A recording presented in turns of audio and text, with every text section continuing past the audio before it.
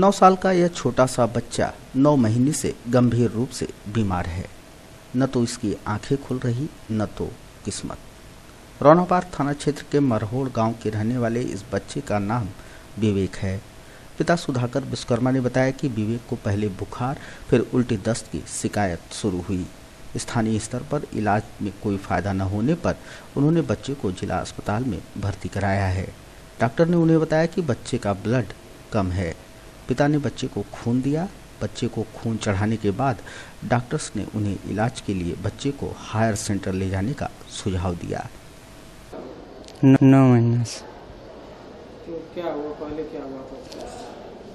पहले मतलब जब बुखार हुआ, उसके बाद 10-15 दिन के बाद जैसे उल्टी होने लगी, तब से खून जांच कराएं तो बस ये बुखार, टाइफाइड, मलेरिया बस यही निकलता था।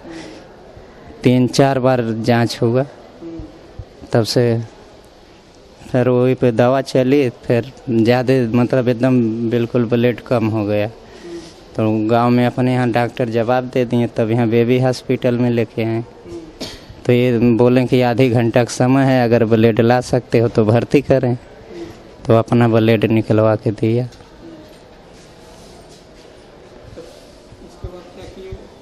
जो मतलब ब्लड चढ़ाएं, उसके बाद रेफर कर दिए, बोले कि इन्हें ले जाओ लखनऊ पीजीआई में।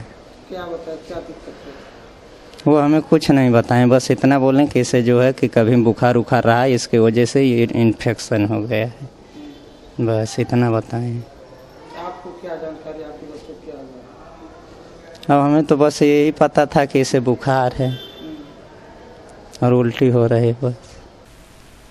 अस्पताल के सीएमएस डॉक्टर जीएल केसरवानी ने बताया कि बच्चे को खून नहीं बन रहा।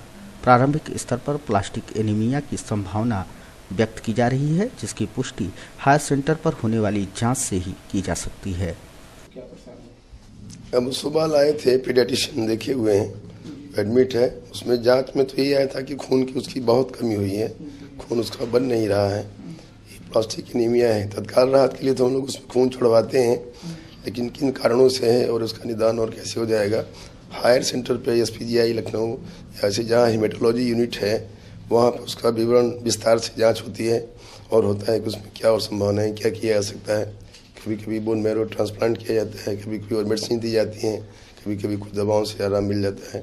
लेकिन साधारणतया इस समय उसमें नया खून बनना बंद हो गया है, तो तत्काल राहत, उसको तत्काल तुरंत ब्लड देने की ज़रूरत है। तो इसलिए अभी उसको ब्लड छुड़वा दिया गया है। उसके घर वाले बता रहे कि वो ब्लड कैंसर हो गया है।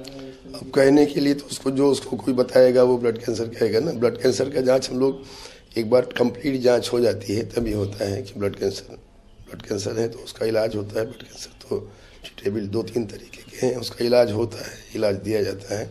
तत्काल उसको राहत के लिए ब्लड जो बन नहीं रहा है, एप्लास्टिक एनीमिया के रूप में उसका आया हुआ है, तो उस समय उसको इमीडिएट ब्लड देने के लिए होती है। फर्दर इन्वेस्टिगेट होता है, तब उसमें आएगा कि दरअसल क्या है, उसको ब्लड ल्यूकीमिया है या माइलॉइड ल्यूकीमिया है, क्या है। ब्लड कैंसर के जो अलग अलग रूप होते हैं वो हायर सेंटर पे डिसाइड हो जाते हैं, फिर उसमें कीमोथेरेपी दी जाती है, दवाएं दी जाती हैं, कुछ राहत होता है। पिता की आर्थिक स्थिति ठीक नहीं है। मजदूरी करके वो अपने परिवार का भरण पोषण करता है। पिता व बच्चे की स्थिति देखने के बाद सभी यही कह रहे हैं कि भगवान भी लगता है दुर्बल पर ही अत्याचार करता है। बहरहाल बच्चे को बेहतर दवा और आप सबकी दुआ की ज़रूरत है। वह जल्द ही ठीक हो जाए, हम सब की भी यही प्रार्थना है। उसे बचाने कोई हाथ आगे बढ़ जाए, ऐसी कामना है।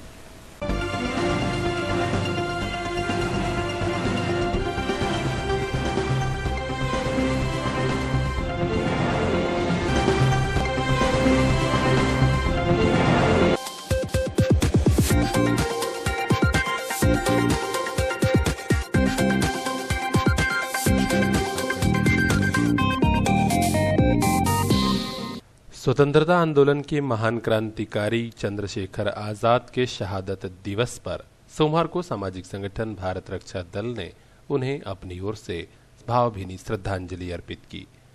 संगठन के पदाधिकारी और कार्यकर्ता प्रदेश उपाध्यक्ष हरकेश विक्रम श्रीवास्तव के नेतृत्व में शहर के हर्रा की चुंगी स्थित आजाद तिराहे पर पहुंचे, जहां सबसे पहले चंद्रशेखर आजाद की प्रतिमा पर माल्यार्पण कर उन्हें श्रद्धा सुमन अर्पित किया। पदाधिकारियों ने आजाद के व्यक्तित्व और कृतित्व को शिद्दत से याद किया और कहा कि ऐसे ही महान सपूतों के बलिदान की बदौलत राष्ट्र गुलामी की जंजीरों से मुक्त हुआ और आज हम लोग खुली हवा में सांस ले रहे हैं। प्रदेश उपाध्यक्ष हरकेश विक्रम श्रीवास्तव का कहना था कि आज के नौजवान पीढ़ी को भी इन महान क्रांतिकारियों का परिचय कराना होगा, इनसे प्रेरणा लेने की जरूरत है। इस क्रांतिवीर का आज शहीद दिवस है। उनको नमन करते हुए उनके पद चिन्हों, उनके आदर्शों पे चलने का हम संकल्प ले रहे हैं, ताकि हम आने वाली पीढ़ी अपने शहीदों क्रांतिवीरों को भूल न जाए। हम सभी से अपील करते हैं कम से कम आज के दिन अपने इस महान क्रांतिकारी को नमन कर उन्हें याद करें और आने वाली पीढ़ी को इसके बारे में चर्चा करें। आज हम श्रद्धा सुमन करते हुए कार्यकर्ताओं में चर्चा करेंगे और चंद्रशेखर आजाद जी के जीवन चरित्र पर प्रकाश डालेंगे। इस पावन स्थान पर पहुंचे भारत रक्षा दल के सदस्यों को तब काफी नाराजगी लगी जब पता चला कि इस स्थल पर उपेक्षा ही उपेक्षा दिख रही है। हालत यह थी कि शहादत दिवस पर भी नगरपालिका प्रशासन ने चंद्रशेखर आजाद प्रतिमा स्थल पर झाड़ू लगवाना भी जरूरी नहीं समझा। यहां बना पार्क कूड़ों के ढेर में तब्दील है, शोभा बढ़ाने के लिए लगे फव्वारे खराब पड़े हैं। किसी जिम्मेदार अफसर को जैसे कोई सुध ही नहीं।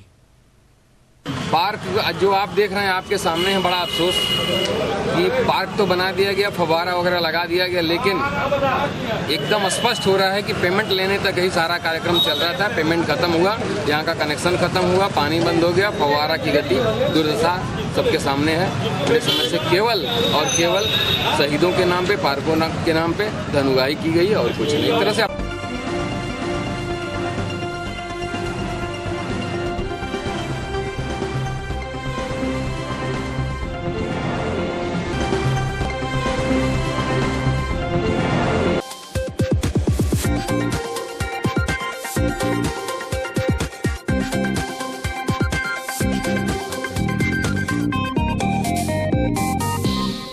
डीएवी इंटर व डिग्री कॉलेज में चल रहा मतदान कार्मिकों का अंतिम व टोलीवार प्रशिक्षण सोमवार को संपन्न हो गया। विगत 22 फरवरी से प्रारंभ हुए इस प्रशिक्षण कार्यक्रम के दौरान विधानसभावार कुल 3810 पोलिंग पार्टियों को सामान्य व ईवीएम प्रशिक्षण प्रदान किया गया है। 2 पालियों में चले प्रशिक्षण कार्यक्रम के दौरान अनुपस्थित मतदान कार्मिकों के विरुद्ध पदीय कर्तव्य भंग करने के कारण लोक प्रतिनिधित्व अधिनियम 1951 की धारा 137 के अंतर्गत कार्यवाही सुनिश्चित की गई। पोलिंग पार्टियों के सभी मतदान कार्मिकों का प्रशिक्षण कार्यक्रम अब पूर्ण हो चुका है। प्रशिक्षित किए गए सभी मतदान कर्मी अब 3 मार्च को गंतव्य स्थलों से अपने अपने बूथों के लिए रवाना होंगे। 4 मार्च को मतदान कराएंगे और निर्धारित स्थलों पर ईवीएम को जमा करेंगे। अपनी रवानगी से वापसी तक के पल पल की सूचना व एसएमएस के जरिए प्रेषित करते रहेंगे।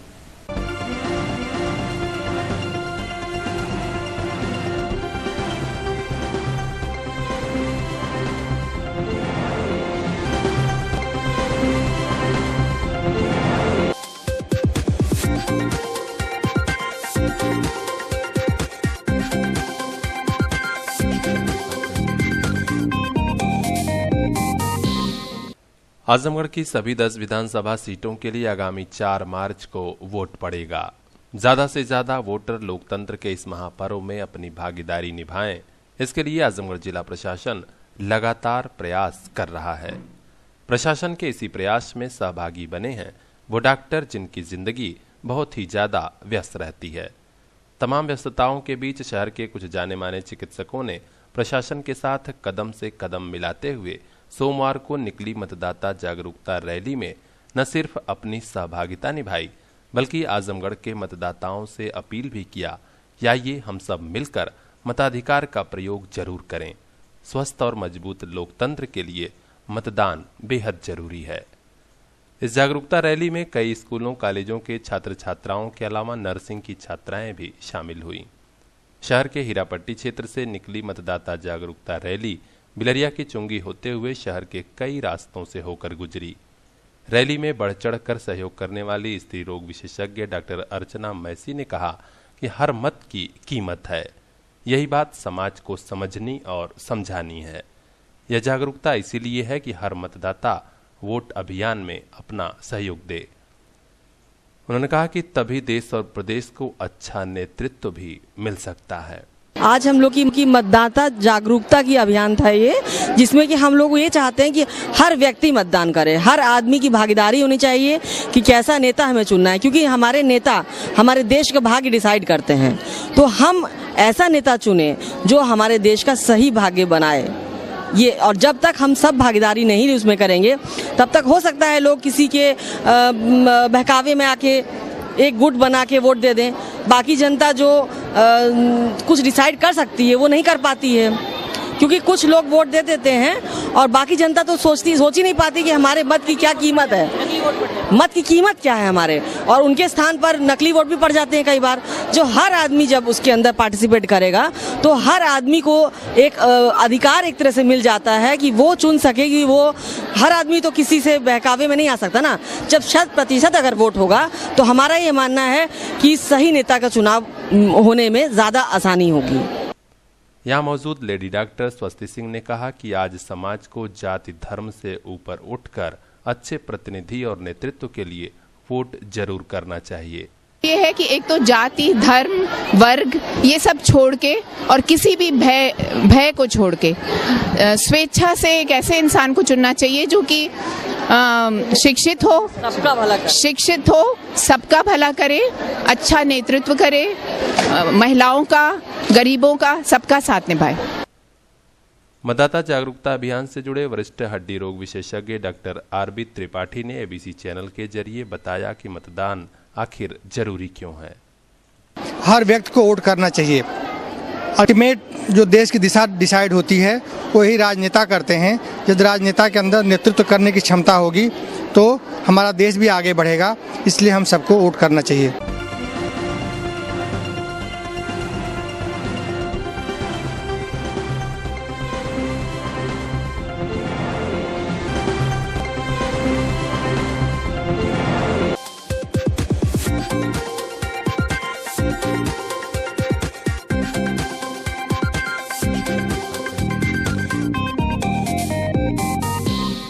जाति धर्म मजहब संप्रदाय से परे चुनाव के रूप में एक ऐसा पर्व 4 मार्च को सुनिश्चित है जो हमारे आगामी भविष्य की दशा व दिशा को निर्धारित करेगा। वह भविष्य कैसा होगा यह हमारी जागरूकता तय करेगी। मतदाता जिसको अपना मत प्रदान कर चुनेगा वह हम सभी के भविष्य का नियंता बनेगा। आप पर वह नियंता व सरकार कोई थोप न सके, आपके भविष्य को गर्त में न डाल सके। तो इसके लिए आपको भी आगे आना होगा, मतदान करना होगा।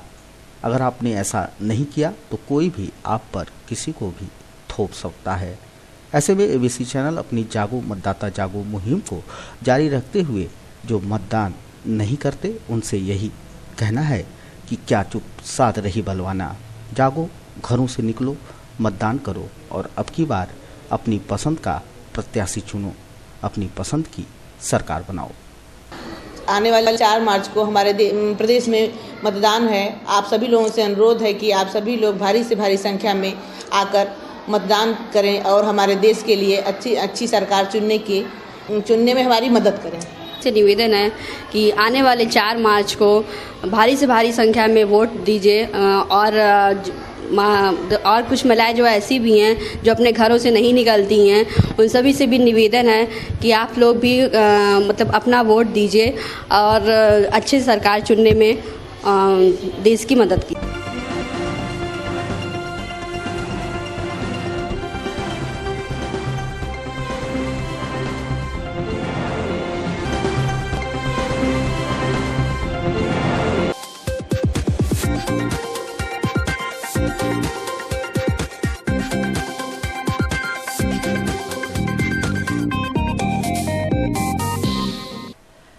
बसपा सुप्रीमो मायावती ने सोमवार को आजमगढ़ के रानी की सराय क्षेत्र में बहुजन समाज पार्टी द्वारा आयोजित विशाल जनसभा को संबोधित किया। मायावती ने बीजेपी व सपा कांग्रेस को दूसरे तीसरे नंबर की लड़ाई के लिए होड़ लगाने व बसपा की एक तरफा जीत का दावा किया। कहा कि बीजेपी के गुरु चेला व सपा के बबुआ को सपा की भाभी भी चुनाव नहीं जिता सकते। बीजेपी के नोटबंदी पर खूब हमलावर रहीं। वहीं लोकसभा के चुनाव के वादे को पूरा नहीं करने पर बीजेपी को भारतीय जुमला पार्टी कहा। नोटबंदी पर कहा कि पूरी दाल ही काली है। वहीं अमित शाह को सबसे बड़ा कसाब अर्थात आतंकवादी कहा। वहीं सपा को गुंडा, अराजक तत्वों व भूमाफियाओं की पार्टी बताकर सत्ता में आने पर कठोर कार्रवाई का दावा किया।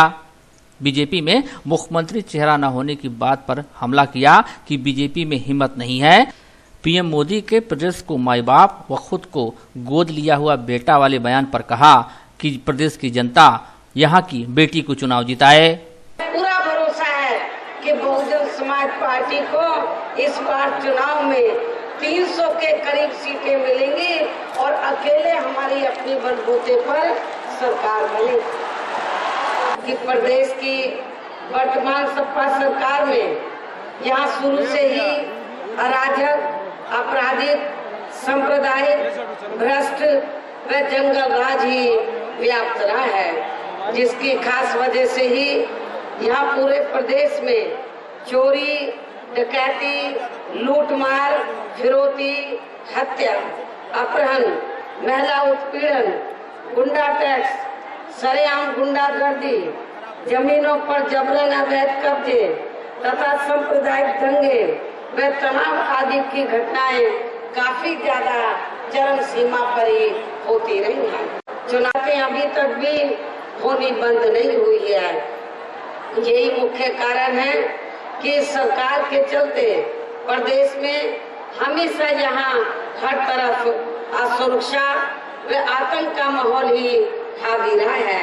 इसके साथ ही विकास के कार्य भी अधिकांश यहाँ आधे अधूरे ही किए जाते रहे हैं, जिनके प्रचार प्रसार पर प्रदेश की जनता का सरकारी करोड़ों अरबों रुपया अकेले यहाँ मीडिया में ही काफी बेदर्दी से खर्च कर दिया गया है, जबकि इसी अपार धन को यहाँ गरीबों के हित व कल्याण के कार्यों पर भी खर्च किया जा सकता था। बीएसपी की अनेकों जनहित की योजनाओं को तो वर्तमान सपा सरकार ने बहुत चालाकी से केवल उनका नाम बदलकर ही चलाया हुआ है, जिसमें इनकी समाजवादी पेंशन योजना खास है, जिसका पहले मूल नाम महामाया गरीब आर्थिक मदद योजना था। इसके साथ ही इस सपा सरकार में प्रदेश के अधिकांश सभी वर्गों व विभिन्न क्षेत्रों में लगे लोगों की भी हालत यहाँ हर स्तर पर काफी ज्यादा खराब व दयनीय ही बनी रही है, जबकि सरकारी अधिकारी तो यहाँ थोक के भाव में ही बदलते रहे हैं। इस प्रकार से कुल मिलाकर वर्तमान सपा सरकार का लगभग पूरा कार्यकाल हर स्तर पर व हर मामले में अति निराशाजनक व अति कष्टदायक ही बना रहा है और अब इनको इस चुनाव में इसका जबरदस्त नुकसान भी उठाना पड़ेगा। हालांकि इस चुनाव में सपा के बारे में यह बात भी सर्वविदित है कि सपा नेता श्री मुलायम सिंह यादव ने भी अपने पुत्र मोह की वजह से जिस प्रकार से कदम कदम पर अपने भाई शिवपाल यादव को जनता के सामने अपमानित किया है, तो इसका अब शिवपाल यादव व इनके खेमे के लोग इस चुनाव में अंदर अंदर अखिलेश व इनके खेमे के लोगों को जरूर नुकसान पहुंचाएंगे। और इससे ये स्वाभाविक ही है कि अब सपा के ये दोनों खेमे इस चुनाव में अंदर अंदर एक दूसरे के खेमे के उम्मीदवारों को हराने की ही पूरी कोशिश करेंगे, अर्थात जिताने की नहीं। और फिर इनका अर्थात सपा का अपना बेस वोट भी दो खेमों में ही बट कर रह जाएगा। और यदि ऐसे हालातों में आपके जिले के खासकर मुस्लिम समाज के लोग अपना जो भी वोट सपा के उम्मीदवारों को देते हैं, तो फिर उनका वे वोट पूरी तरह से न केवल बेकार ही चला जाएगा, बल्कि इसका सीधा फायदा यहाँ बीजेपी को ही पहुँच सकता है। इसलिए अपने होने वाले नुकसान से बचने के लिए अब यहाँ अन्य वर्गों के साथ साथ खासकर मुस्लिम समाज के लोगों को भी अपना एक तरफा वोट सपा को न देकर केवल अपनी पार्टी बहुजन समाज पार्टी को ही देना है।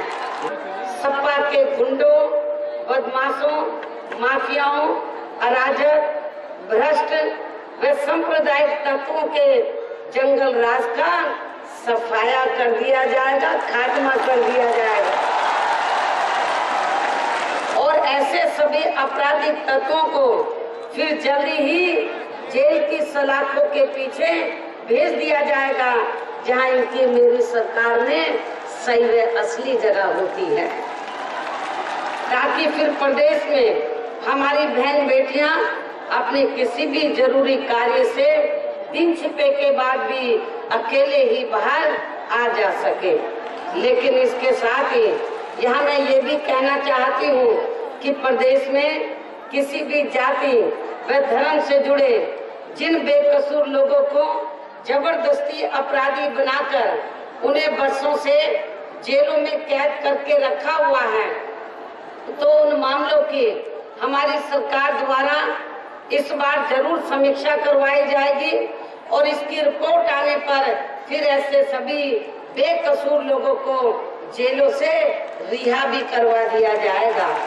इसके साथ साथ वर्तमान सपा सरकार में जिन पीड़ित लोगों की थानों में FIR दर्ज नहीं की गई है, तो उनकी विशेष अभियान के जरिए FIR दर्ज करवाई जाएगी तथा उन्हें समय से न्याय भी जरूर दिलवाया जाएगा।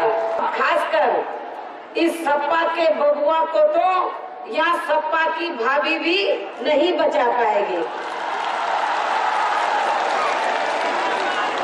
पूर्व मुख्यमंत्री मायावती ने सपा की योजनाओं को अपनी सरकार की योजनाओं के नाम बदलकर चलाने का आरोप लगाया।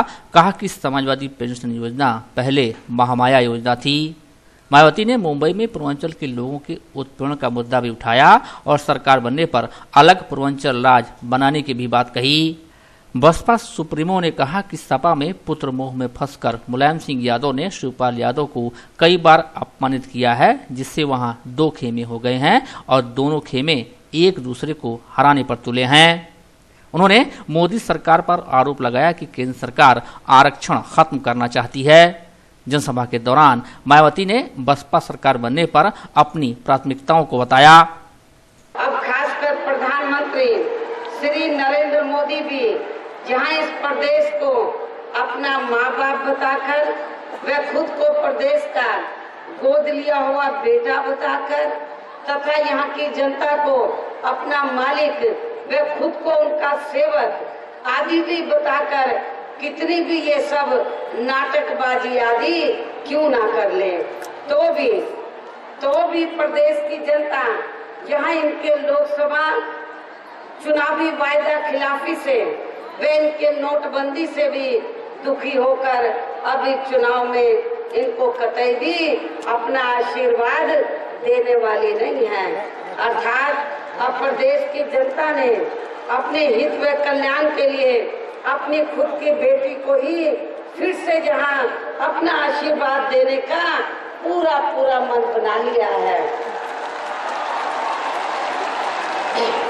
और वैसे भी केंद्र में बीजेपी व इनकी केंद्र की सरकार के गलत नीतियों व गलत कार्यशैली के बारे में यह बात सर्वविदित है कि इन्होंने सन 2014 में लोकसभा के हुए आम चुनाव में उत्तर प्रदेश सहित पूरे देश की जनता को उनके हित व कल्याण के लिए जो असंख्य प्रलोभन भरे चुनावी वायदे किए थे, जिसमें से इनका मुख्य चुनावी वायदा विशेषकर यहाँ गरीबों व किसानों के लिए ये था कि केंद्र में बीजेपी की सरकार बनने पर केवल 100 दिनों के अंदर ही विदेशों से सभी काला धन अपने देश में वापस लाकर फिर उसमें से यहाँ प्रत्येक गरीब परिवार के हर गरीब सदस्य को 15 से 20 लाख रुपए के हिसाब से दिए जाएंगे। ये भारतीय जनता पार्टी का पहला मुख्य चुनावी वायदा था लोकसभा चुनाव में। और इनका दूसरा मुख्य चुनावी वायदा ये था कि यहाँ कर्ज में डूबे किसानों का कर्जा भी माफ कर दिया जाएगा, जिसे अब ये लोग इस चुनाव में भी फिर से भुनाने की पूरी कोशिश में लगे हुए हैं। और इसी क्रम में फिर इन्होंने केवल अपने राजनीतिक स्वार्थ में आज से लगभग 3 महीने पहले देश में काला धन व भ्रष्टाचार पर अंकुश लगाने की आड़ में वह इसे देश हित से भी जोड़कर फिर बिना पूरी तैयारी के ही पूरे देश भर में अचानक 500 व 1000 रुपए के नोटों पर पाबंदी लगाने का यह एक ऐसा अति जन पीड़ादायी फैसला ले लिया, जिसकी मार से देश की आम जनता अभी तक भी पूरे तौर से उभर नहीं पा रही है। और इनके इस फैसले से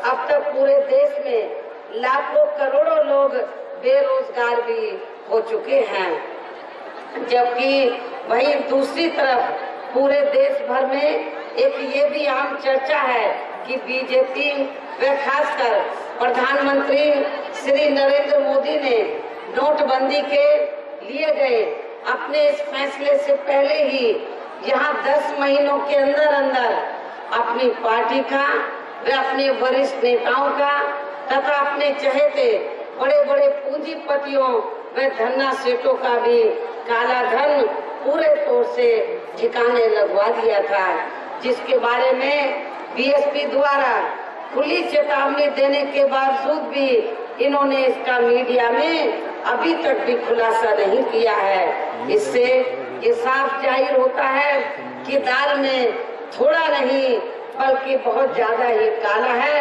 अर्थात पूरी दाल ही मुझे काली नजर आती है। इसलिए अब इनको अपने विरोधियों पर खासकर भ्रष्टाचार के मामले में कुछ भी बोलने का अब नैतिक अधिकार नहीं रहा है। और इतना ही नहीं बल्कि इन्होंने देश की जनता को आज तक ये भी नहीं बताया है कि देश में नोटबंदी करने के बाद इन 3 महीनों के अंदर कितना काला धन इकट्ठा किया गया है और इसकी कितने लोगों को सजा दी गई है, ये भी केंद्र की सरकार ने आज तक देश की आम जनता को नहीं बताया है। सामाजिक क्षेत्र में भी केंद्र की वर्तमान भाजपा सरकार ने अपनी हीन व जातिवादी मानसिकता के चलते यहाँ विशेषकर उत्तर प्रदेश सहित पूरे देश के दलितों, आदिवासियों व अन्य पिछड़े वर्गों के लोगों का अधिकांश मामलों में पहले से भी काफी ज्यादा शोषण व उत्पीड़न आदि किया है। और अब ये सरकार बाबा साहब डॉक्टर अम्बेडकर के अथक प्रयासों से इन वर्गों को भारतीय संविधान में मिले आरक्षण व अन्य और कानूनी अधिकारों को भी अपने आरएसएस के एजेंडे के मुताबिक ही चलकर उन्हें अंदर निष्प्रभावी बनाने में व खत्म करने की भी पूरी कोशिश में लगी हुई है। इसके साथ ही इन वर्गों को सरकारी नौकरियों में मिले पदोन्नति में आरक्षण को भी इन्होंने खासकर कांग्रेस व सपा की अंदरूनी मिली भगत से अभी तक भी प्रभावहीन ही बनाया हुआ है। और इतना ही नहीं बल्कि इन्होंने इन वर्गों को प्राइवेट सेक्टर में आरक्षण देने की व्यवस्था किए बिना ही केंद्र व अपने भाजपा शासित राज्यों के भी ज्यादातर कार्य प्राइवेट सेक्टर को ही देकर अब इनका आरक्षण भी काफी हद तक कम कर दिया है। इसके अलावा अब तो इन वर्गों के ऊपर आए दिन यहाँ हर स्तर पर अन्याय व अत्याचार भी बड़े पैमाने पर हो रहे हैं। और इस बात का हैदराबाद का दलित रोहित वेमुला कांड व गुजरात का दलित ऊना कांड खास उदाहरण है। इसके साथ साथ जहां मैं अपने दलितों, आदिवासियों व अन्य पिछड़े वर्गों के लोगों को सावधानी के तौर पर ये भी सचेत कर देना चाहती हूँ कि यदि इस चुनाव में किन्हीं कारणवश बीजेपी प्रदेश की सत्ता में आसीन हो जाती है तो तब फिर ये पार्टी व इनकी केंद्र की सरकार अपने आरएसएस के एजेंडे के मुताबिक ही चलकर यहाँ मौका पाते ही या तो आपके पूरे आरक्षण को खत्म कर देगी या फिर इसे पूरे तौर से प्रभावहीन ही बना देगी। और ये सब खबरें हमें कुछ खास सूत्रों से बराबर सुनने के लिए मिल रही है।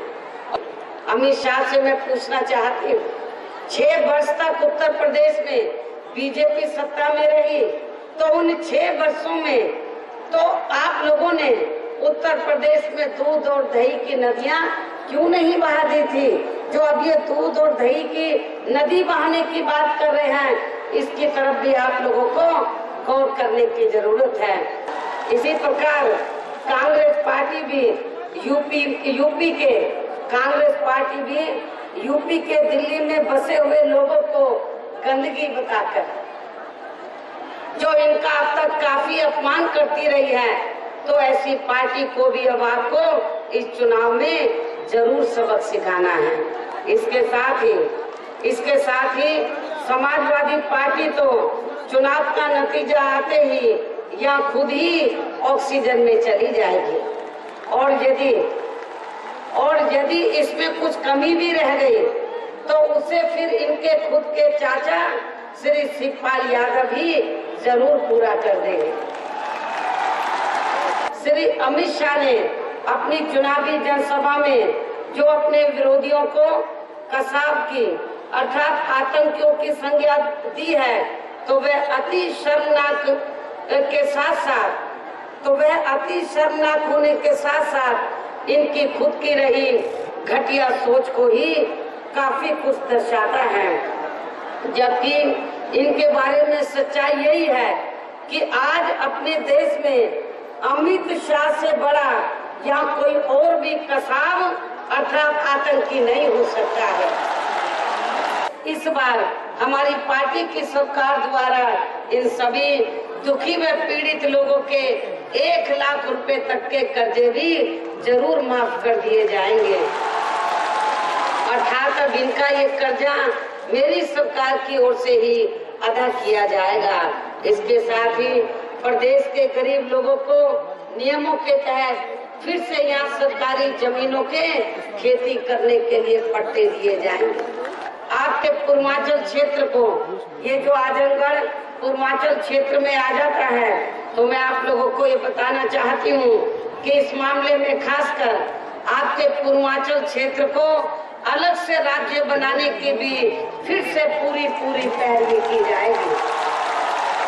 और आपके इस जरूरी व जनहित के खास मुद्दे को तब तक नहीं छोड़ा जाएगा तब तक आपका ये अति पिछड़ा हुआ पूर्वांचल क्षेत्र अलग से राज्य नहीं बन जाता है।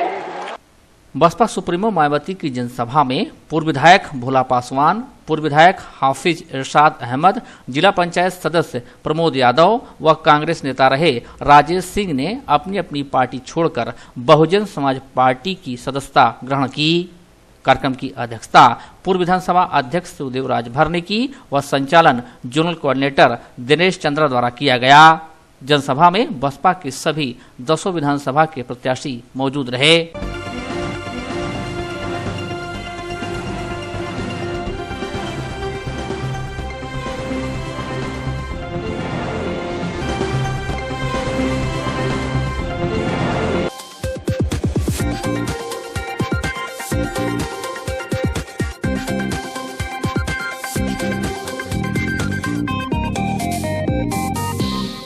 खाटू वाले श्याम बाबा के भक्तों ने रविवार की देर शाम शहर के श्री कृष्ण गौशाला में भजन संध्या का आयोजन किया। इस भजन संध्या में बड़ी संख्या में बच्चे, महिलाएं और बुजुर्ग भी शामिल हुए। श्याम दीवानों ने उनके भक्ति गीतों पर डांस भी किया जो काफी देर तक चला। गायक से लेकर श्रोता तक सभी श्याम के भजनों पर झूमते रहे। उनकी खैर नहीं है, जो करता इनसे बैर उनकी खैर नहीं है।